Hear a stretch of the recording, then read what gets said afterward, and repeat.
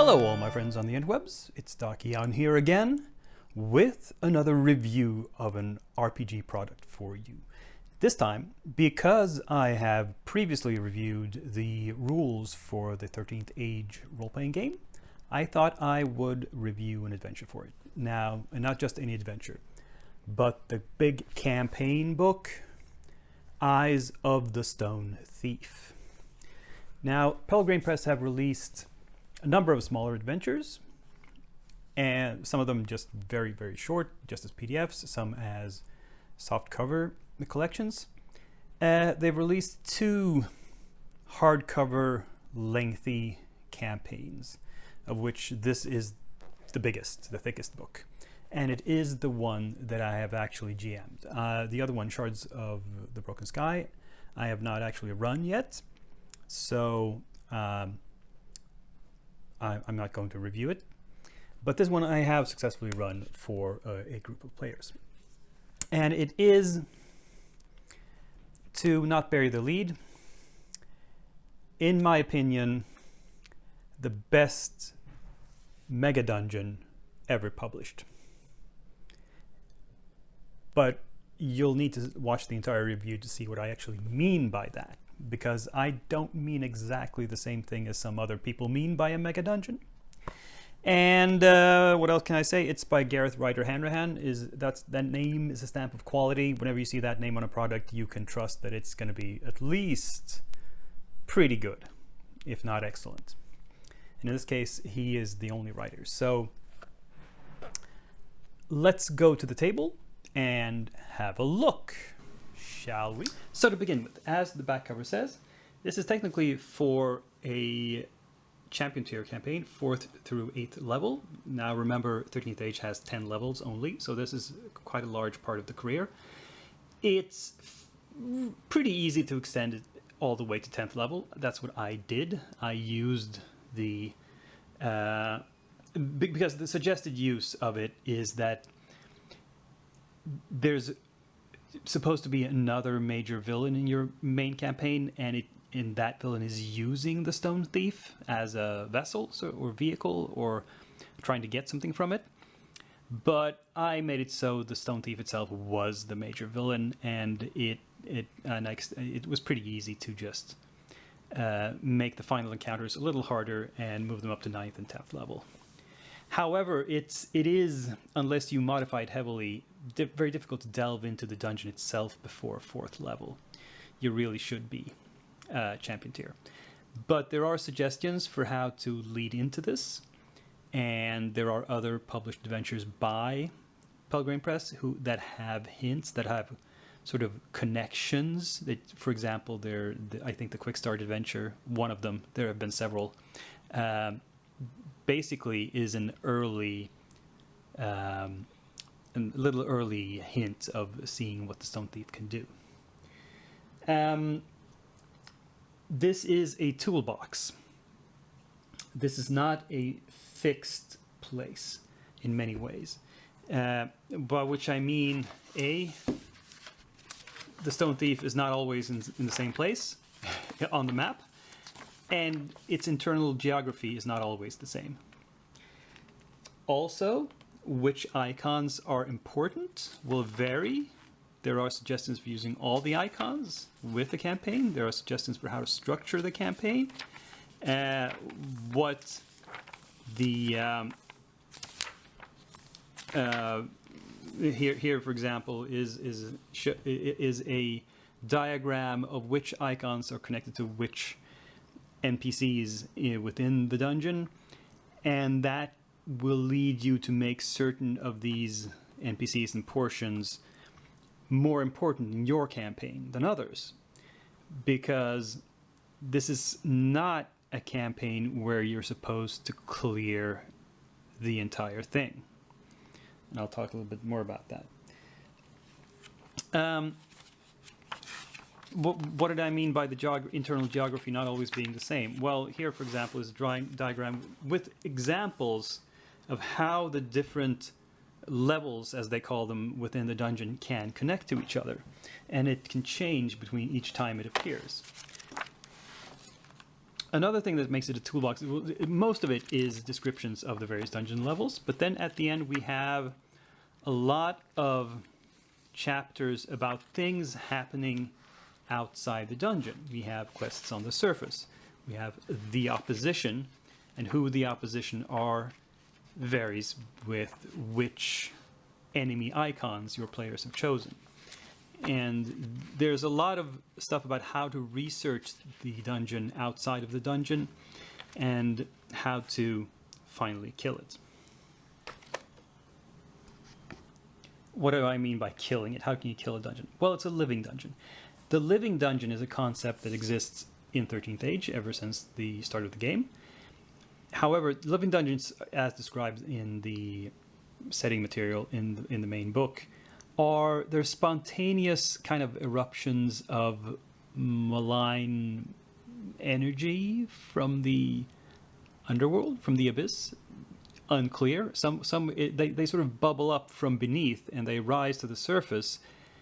And then these energies mold parts of the underground into the shape of what we would call dungeons, and then monsters move in and make themselves at home. So the Stone Thief is a living dungeon, but it's a very unusual one. Like it says, not all living dungeons are like this. The Stone Thief is unique in several ways, 3 ways, I would say. Number one, it's sentient. Other living dungeons are not. They're just like animals, not even animals, more like plants. They have a basic sort of drive to grow and thrive, but otherwise nothing else. The Stone Thief moves around. It will surface in one place, and then it will dive and travel to someplace else to surface again. And 3, it eats. Other living dungeons simply reshape the earth and stone that is already there. What the Stone Thief does is it eats structures on the surface, castles, cities, other dungeons, what have you, pulls them into itself, and then the sort of chambers within the Stone Thief are made up out of parts of all these structures it's swallowed, which is odd, and which leads to the ability to have a lot of extremely different content within this one dungeon. Now, to give it a little bit of an example, like I said, the parts of the dungeon, the various levels as they're called, can be rearranged. Now, this is an example of what they call a level. So it's the Stalker's Maze contains a bunch of different areas within close proximity to each other. So Stalker's Maze is actually just a part of this. The overall name of this level is Dungeon Town. I got confused because I think of Dungeon Town as really this last little part at the end of it. But anyway, this section of the dungeon connects here to other sections, and it can connect through other portals. It can be jacazed. But the connection points can differ. Like I had this diagram. Where is it? Here. So at the beginning, you always go through the maw and then the gauntlets and into the gizzard and so forth. But it can rearrange depending on the needs of your campaign. So, for example, you don't always have to go through the same levels each time you enter it. The whole idea of it surfacing and diving also means that there is a time limit. There's a system with a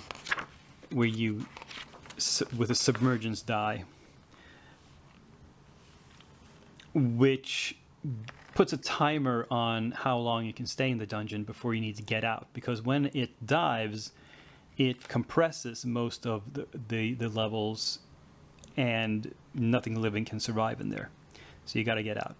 Either get out or find one of the few sanctuaries that sort of remain livable, when it dives. Now, to go into the good, what is it that I like about this? Well, everything that I've described so far, I like. The fact that you are free to rearrange it as you please, essentially, or as depending on the choices of the players. There is an enormous amount of jukasing happening between the levels. By jukasing, I mean the fact that you can move through a dungeon in different ways, that you're not funneled into a single corridor or a single railroad. You can branch off into different paths. You can go down and up levels and so forth. And which parts you go to depend on what your mission is. Now, I also like that you don't have to use all of it. Which levels, encounters, or events you use is completely up to you. When I ran this, there were two big portions, two whole levels that we never used. The Sunken Sea and Marble Hall were never used because the NPCs and factions working there were not relevant to that particular campaign. Also, you can skip encounters. For example, there was one portion called the Winding Stairs, which is a pretty long level, and the Maddening Stairs, and it's a little bit linear. It just goes down here, and there's one encounter, I believe it was the sixth one, that I felt, yeah, we don't have time for that. I want to end this session on a cliffhanger with them reaching the gate at the end, and this encounter is really interesting, but it throws a curveball into things and it complicates things a lot, and I don't need that right now. So I just scratched that out.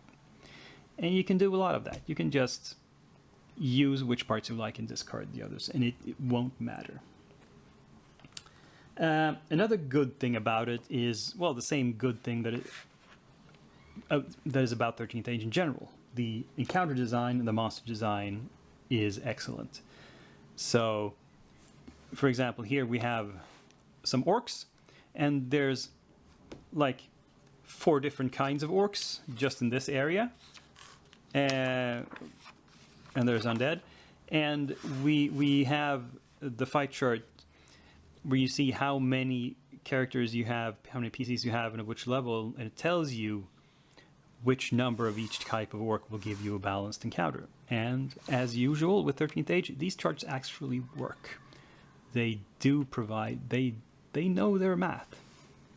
And that is good. Don't I have anything bad to say? Well, okay, if I'm searching for something bad, some of the levels, particularly the Maddening Stair and the Maw, are within themselves very linear. They're not jukased very much. You can make them so. You can make different parts skippable if you want, but the early going and the stairs, which are near the end, are a little bit railroaded. Yeah, that's you can choose to make of that what you will. You can try to break it up yourself. But most of the levels are not like that. Most are like, for example, here, the Sunken Sea, which is just, yeah, it's an area where there's a sea and there's different places around there, and you can go to any of them in any order you want. It's like completely open. Like it's a sandbox, so to speak, but a sea. Potential bad. The freedom might be overwhelming for some GMs. There is no given story in this book. You gotta bring your own story, your own themes to it, and make it your own. Now, I thrive on that. I really, this is perfect for me. That I'm not being led around the nose, but that I can make it my own. Not everybody might. It might not be perfect for everybody. Let me just put it that way. There's also almost too many ideas, but as I mentioned, I stripped out some encounters of some levels, and that's because the amount of ideas being thrown at you can be a bit overwhelming, and it keeps introducing new concepts all the way through. And if you've already settled on one concept and you decided this dungeon is about this and we're on this mission, then introducing side quests might not be what you want to do.